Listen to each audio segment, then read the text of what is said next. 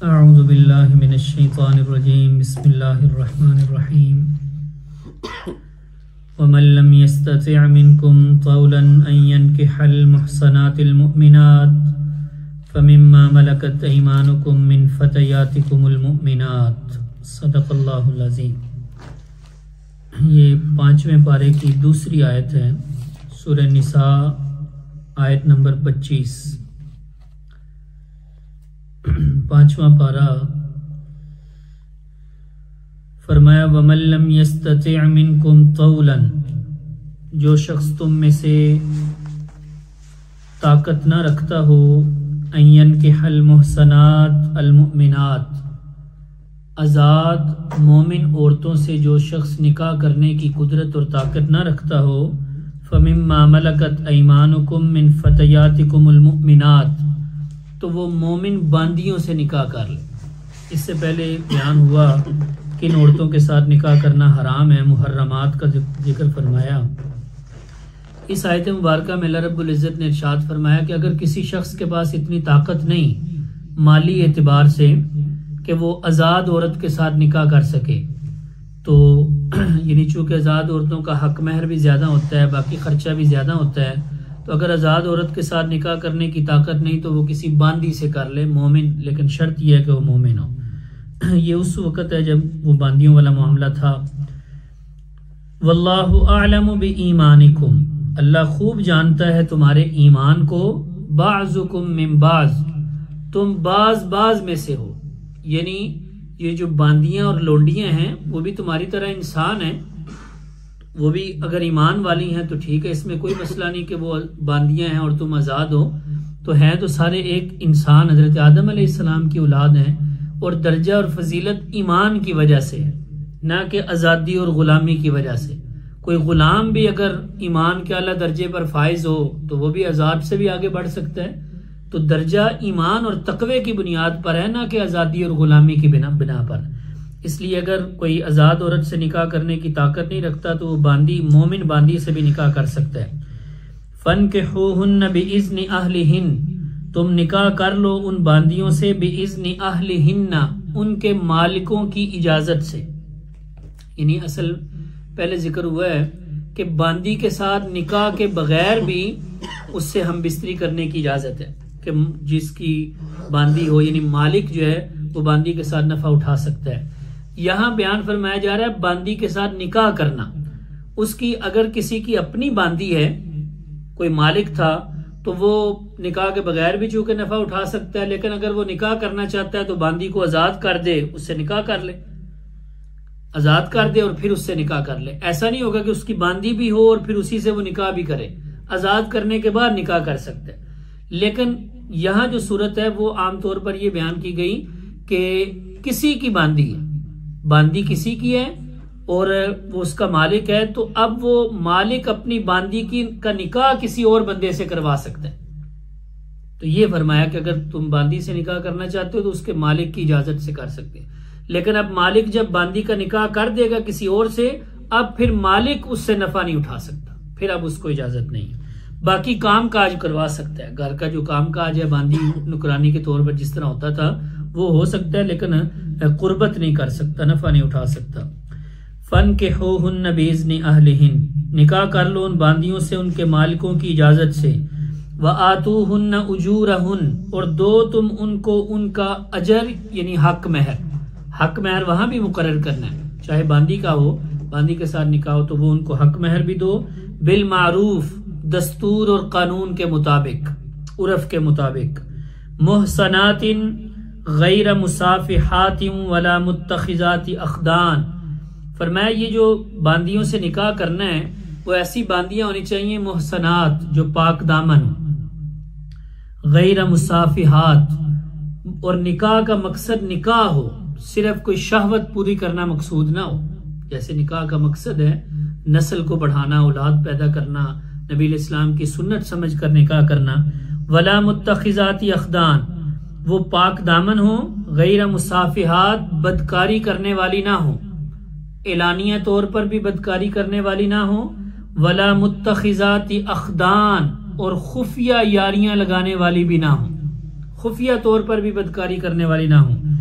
फैजा उहसिन्ना, अब जब वो निकाह में आ गई, किसी ने आजाद मर्द ने किसी बांदी के साथ निकाह कर लिया, अब जब वो तुम्हारे निकाह में आ गई, फ़इन अतैना बिफाहिशतिन, अब अगर वो बेहयाई का इर्तिकाब करें, फ़अलैहिन्ना निस्फ़ु मा अलल मुहसनाति मिनल अज़ाब, तो अब जो उसकी हद और सजा है ये आधी सजा है उस सजा की जो आज़ाद औरत की है।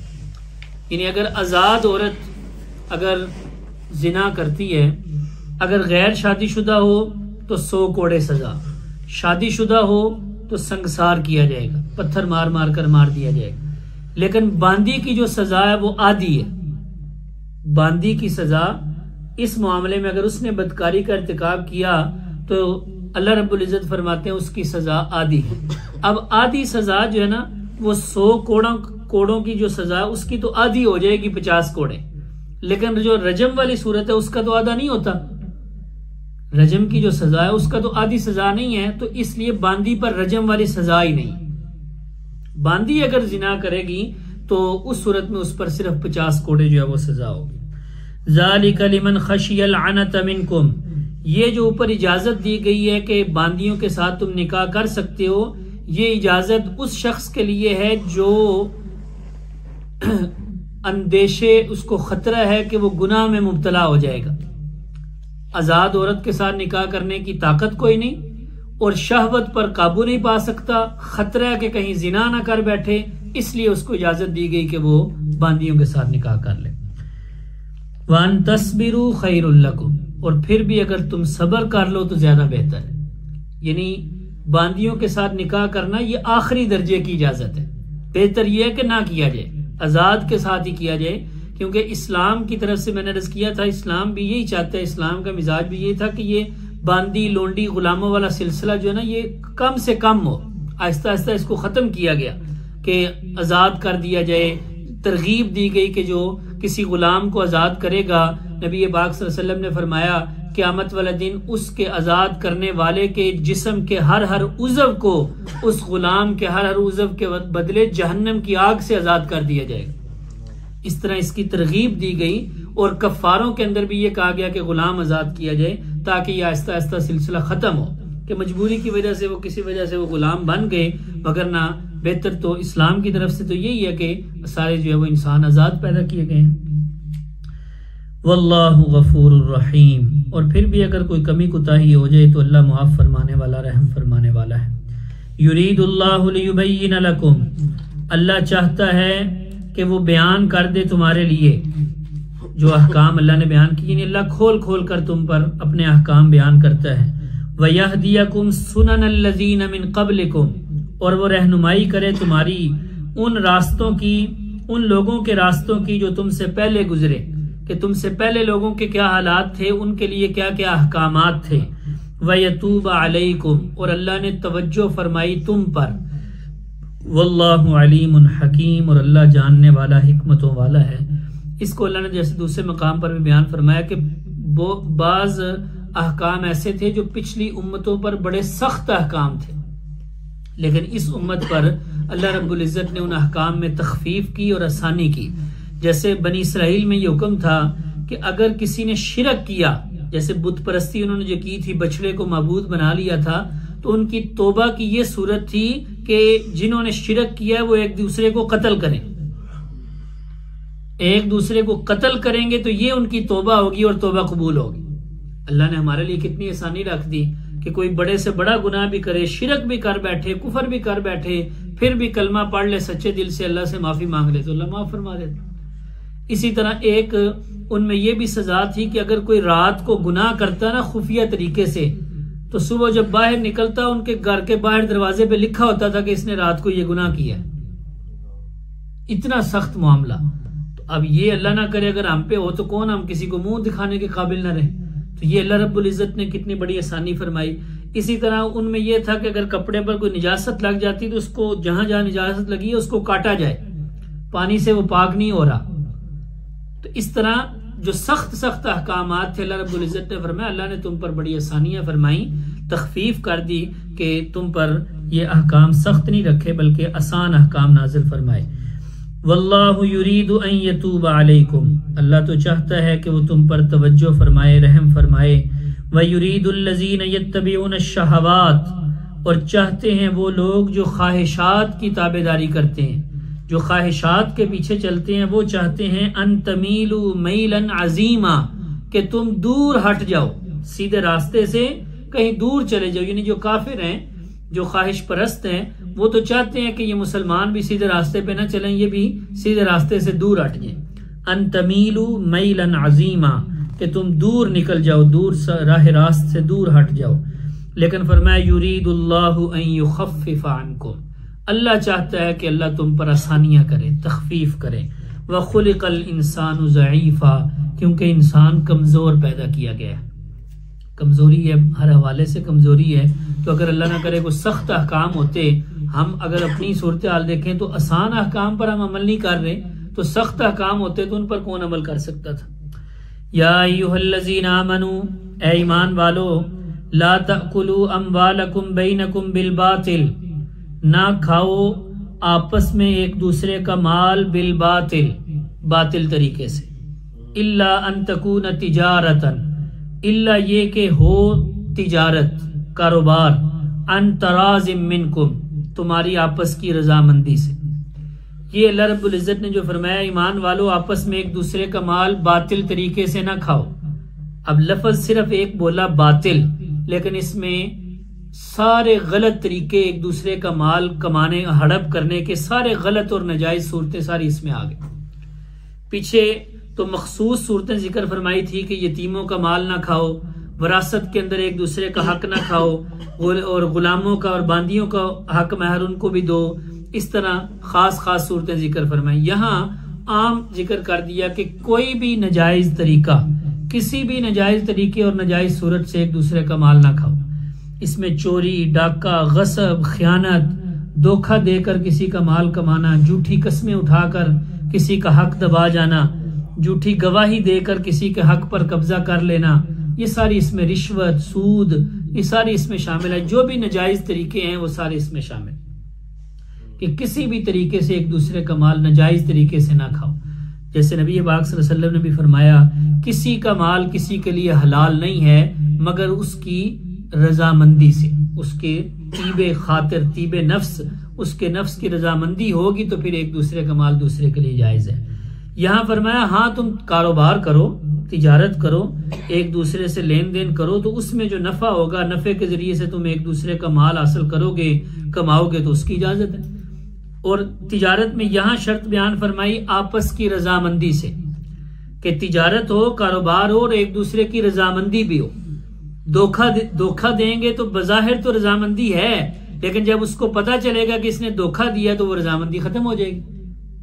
या अमानत में जब खयानत करेंगे, झूठ बोलकर कोई कारोबार करेंगे, तो उस वक्त तो वो बंदा राजी है कि भाई बड़ा ईमानदार बंदा है, लेकिन बाद में जब उसका झूठ खुलेगा तो वो सारी ईमानदारी निकल जाएगी। तो रजामंदी का ये मतलब नहीं कि वो रजामंदी मजबूरी में हो, और रजामंदी सिर्फ रजामंदी भी शर्त नहीं, बाकी जो शराइत नबी इस्लाम ने बयान फरमाई वो भी इसमें शामिल है। कि मसलन ये जो सूद का लेन देन है, ये भी तो रजामंदी से ही होता है, दोनों तरफ से राजी होते हैं। तो ये इसको नहीं कह सकते कि भाई दोनों राजी हैं तो लिहाजा ये जो है ना सूद का लेन देन जायज हो जाएगा। सूद की अलग से मुमानत और हराम होना वो अलग से वाज़े। इसी तरह रिश्वत जो एक दूसरे का लेन देन है वो भी रजामंदी से ही दे रहे हैं। तो ये नहीं कि हर रजामंदी भी जो है वो मोतबर होगी, बाकी जो सारी शर्तें हैं वो भी पाई जाएं।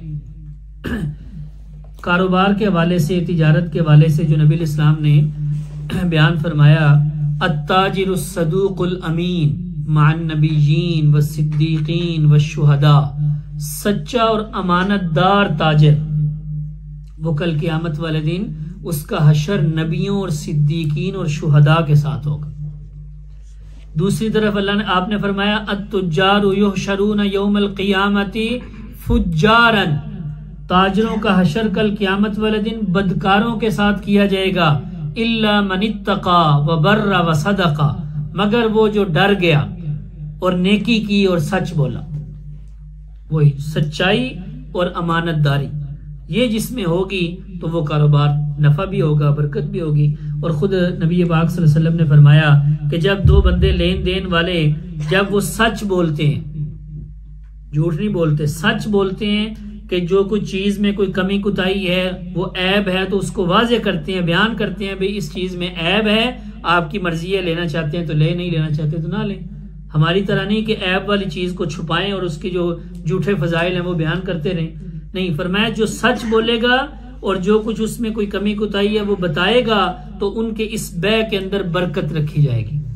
और जो झूठ बोलेगा और छुपाएगा, ऐब को छुपा कर चीज देगा, तो फरमाया बज़ाहिर तो वो नफा कमा लेगा लेकिन बरकत उठा ली जाएगी। और आज यही सूरत हाल कि कोई भी चीज जो मेरी चीज है, मैं अगर बेचने जाऊंगा तो उसमें जितने मर्जी ऐब हो तो मैं तो यही कहूंगा मैं क्यों बताऊं भाई, खुद ये भाई ये देख लो, आपको अगर कोई ऐब नजर आता है, अगरचे उसको नजर ना आए लेकिन मुझे तो पता है, तो इसलिए दो चार यानी वो जितना भी कोई नफा कमा लेंगे तो उससे क्या कितने को दिन निकल जाएंगे, लेकिन ईमान खराब होगा और वो जो बरकत होगी वो सारी उठा ली जाएगी। तो इसलिए तिजारत की इजाजत है आपस की रजामंदी से, और बाकी जो शराइत आपने बयान फरमाई कि धोखा ना दिया जाए, खयानत ना की जाए, झूठ ना बोला जाए, झूठी कसम ना उठाई जाए, झूठी गवाही के तौर पर किसी का माल हड़प ना किया जाए। झूठी कसम के बारे में तो नबी इस्लाम ने फरमाया जो किसी का हक झूठी कसम उठाकर किसी का हक दबा ले तो फरमाया वो उस पर जहन्नम वाजिब हो चुकी है, उस पर जहन्नम वाजिब हो चुकी है, जन्नत उस पर हराम हो चुकी है। एक साहबी ने पूछा या रसूलल्लाह अगर कोई छोटा सा कोई छोटी सी कोई चीज हो तो फिर भी, आपने फरमाया अगरचे पीलू के दरख्त की एक शाख और टहनी ही क्यों ना हो, वो भी अगर किसी ने झूठी कसम उठाकर किसी का हक दबा लिया और हक खा गया और मार लिया तो फरमाया वो कल क़यामत वाले दिन वो उस पर जन्नत को अल्लाह ने हराम कर दिया, जहन्नम वाजिब कर दिया। और एक हदीस में आप अलैहिस्सलाम ने फरमाया कि जो बंदा किसी का माल, जमीन के बारे में जो आपने फरमाया, जो किसी की एक बलिष्ठ जमीन पर कब्जा कर ले, ना हक एक बलिष्ठ जमीन पर किसी की जमीन पर कब्जा कर ले तो अल्लाह कल क़यामत वाले दिन 7 जमीनों का तोक उसकी गर्दन में डालेंगे, सबके सामने उसको जलील करने के लिए। उसकी कैफियत अल्लाह जानते हैं कब 7 जमीनों का तोक उसकी गर्दन में कैसे होगा। और एक हदीस के अल्फाज हैं कि 7 जमीनों में अल्लाह क़यामत वाले दिन उसको दंसा देंगे जो किसी की एक बलिष्ठ जमीन पर कब्जा कर ले। और एक साहबी आए नबी इस्लाम के पास, उन्होंने आकर अर्ज किया या रसूल अल्लाह अगर मेरे पास मेरा माल है और कोई मुझसे छीनना चाहता है, गसब करना चाहता है, मेरा माल मुझसे छीनना चाहता है तो मैं क्या करूं? आपने फरमाया उसको ना दो, उसकी हिफाजत करो, रोक के रखो। तो उसने अर्ज किया या रसूल अल्लाह अगर वो मुझसे लड़ाई करता है, जिस तरह डाकू वगैरह आते हैं लड़ाई करके वो माल ले लेते हैं, या और जो कब्जा ग्रुप है वो किसी पर कब्जा करते हैं किसी के हक पर, अगर वो मेरे साथ लड़ाई करता है और मेरे माल पर कब्जा कर लेता है तो फिर आपने फरमाया तू भी उससे लड़ाई कर, तू भी अपनी ताकत के मुताबिक उससे लड़ाई कर। फिर पूछा या रसूलल्लाह अगर लड़ाई करते करते वो मुझे मार दे, मुझे कत्ल कर दे, तो फरमाया तू शहीद होगा। और फरमाया या रसूलल्लाह अगर मैं उसको मार दूं, मैं अपने आप को बचाते बचाते मैं उस पे वार करूं और वो कत्ल हो जाए, तो फरमाया वो जहन्नम में जाएगा, तुझे कुछ नहीं होगा, वो जहन्नम में जाएगा कि कसूर उसका, वो माल छीनने आया था, वो माल गसब करने आया था। इसलिए आप अलैहिस्सलाम ने फरमाया मन कुतिल दून मालिही फहुव शहीदुन, जो अपने माल की हिफाजत करते करते कत्ल कर दिया गया वो शहीद है। आज हम तो सोचते हैं ना कि अगर कोई अल्लाह ना करे इस तरह मामला हो तो चलो कहते हैं हमारी जान बच जाए, माल की खैर है चली जाए, माल तो फिर आ जाएगा, वो भी ठीक है। लेकिन अगर कोई इस तरह करता है कि वो अपने माल की हिफाजत करता है और हिफाजत करते करते अगर वो जान भी दे देता है तो वो शहीद कहलाएगा। हमारी जुबानों पर तो ये होता है ना कि नहीं नहीं इसने सही नहीं किया, क्या थी, क्या जरूरत थी उससे अगले के साथ कोई हाथापाई करने की, दे देता माल या फलां चीज। तो नहीं, शरीयत की नजर में वो शहीद कहलाता है कि जो अपने माल की हिफाजत करते करते अपनी जान दे। तो बहरहाल किसी का हक दबा जाना किसी भी हवाले से उसकी इजाजत नहीं है। वला तक़्तुलू अनफुसकुम, फरमाया अपने आप को कत्ल ना करो। इसका जो लफ्जी तर्जमा है वो तो यही कि अपने आप को कत्ल ना करो। तो इस हवाले से इसका मतलब खुदकशी ना करो, कोई ऐसा काम ना करो जो तुम्हें हलाकत की तरफ ले जाए। जैसे दूसरे मकाम पे है वला तुल्कू बिअयदीकुम इला तहलुका, तुम अपने आप को अपने हाथों से हलाकत में ना डालो, अपने आप को अपने हाथों से हलाकत में ना डालो। इस तफसीर के, इस आयत की तफसीर में कि कोई ऐसा काम करने की इजाजत नहीं कि जो तुम्हें आहिस्ता आहिस्ता मौत की तरफ ले जाए। इसमें फिर सारी जो नुकसानदेह चीजें, खाना पीना, वो भी इसमें शामिल है। जो हमारे जिस्म को नुकसान पहुंचाएं चीजें और आहिस्ता आहिस्ता हमें मौत की तरफ ले जाएं, उससे भी इसी आयत में मना किया गया कि अपने हाथों से अपने आप को हलाकत में न डालो। नशावर चीजें या और जो कोई नुकसानदेह चीजें हैं वो। और यहां फरमाया अपने आप को कत्ल ना करो। एक तो यही माना कि खुदकशी ना करो, क्योंकि नबी पाक सल्लल्लाहु अलैहि वसल्लम ने फरमाया जिसने खुदकशी की, जिस हथियार और आले के जरिए उसने अपने आप को कत्ल किया, जहन्नम के अंदर उसी हथियार के जरिए वो हर वक्त अपने आप पर वार करता रहेगा। जहन्नम के अंदर अगर उसने जहर खा के वो मरा है या इस तरह कोई और दवाई वगैरह खा के मर गया है, तो क्यामत वाले दिन जहन्नम में भी उसको इसी तरह जहर दिया जाएगा और बार बार खाता रहेगा। वहां मौत तो नहीं आएगी, बार बार यही अमल होगा। अगर किसी ने अपने आप को किसी ऊंची जगह से नीचे गिरा के अपने आप को मार दिया, पहाड़ से या किसी भी दीवार से, तो फरमाया जहन्नम के अंदर भी वो ऊंची जगह से नीचे आग में गिरता रहेगा। तो खुदकशी ना करो। दूसरा, अपने आप को कत्ल ना करो, यानी एक दूसरे को कत्ल ना करो। अनफुसकुम का लफ्ज एक दूसरे पर भी बोला जाता है, क्योंकि किसी इंसान को कत्ल करना गोया कि अपने आप को कत्ल करना। और दूसरा यही, तीसरी तफसीर ये भी कि ये जो मना किया जा रहा है हराम ना खाओ, हराम काम ना करो, तो हराम खाकर, हराम कमाकर, हराम काम करके अपने आप को कत्ल ना करो, क्योंकि हराम काम करके गोया हम अपने आप को जहन्नम में जाने वाला बना रहे हैं। तो ये गोया कि अपने आप को कत्ल करने वाली बात, अपने आप को हलाकत में न डालो। इन्नल्लाह काना बिकुम रहीमा, बेशक अल्लाह तुम पे रहम करने वाला है। वमन यफ़अल ज़ालिका उद्वानन, जो कोई करेगा ये काम उद्वानन व जुल्मन, ये जुल्म और ज्यादती के साथ जो भी ये कोई काम करेगा, फसौफ नुस्लीहि नारा, तो हम अनकरीब उसको दाखिल करेंगे जहन्नम की आग में। वकान ज़ालिका अलल्लाहि यसीरा, और ये अल्लाह पर बड़ा आसान है, अल्लाह के लिए तो कोई मुश्किल नहीं। अल्लाह समझने की और अमल की तौफीक अता फरमाए।